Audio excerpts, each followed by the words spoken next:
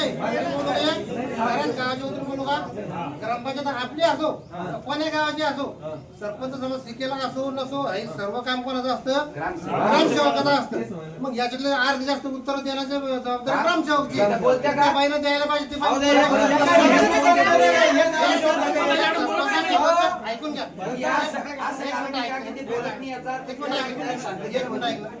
जे काम सरपंच सदस्य ठरवतील त्याला कायदेशीर चौकटीत बसवायचं काम हे मॅडमला कायदेशीर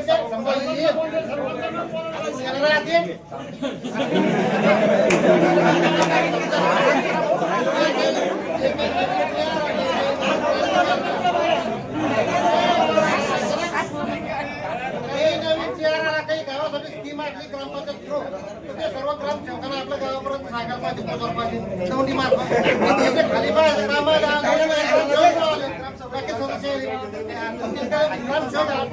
पाहिजे की नाही. मॅडम तुम्ही तुम्हाला एक प्रश्न विचारा 10 प्रश्नाचं उत्तर द्यायला पाहिजे. तुमचं मग काही वैयक्तिक काही तुम्ही आता आमचं गाव केसापूर आहे तुम्ही काय करा दुसरं गाव घेऊन टाका आमच्या गावात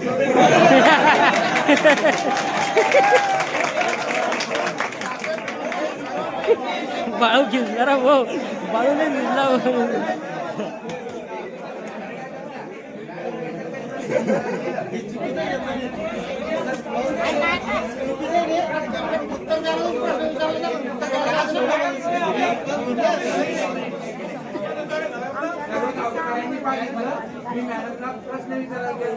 थांब आज ठेवू ना अरे हात ठेवू दे नाही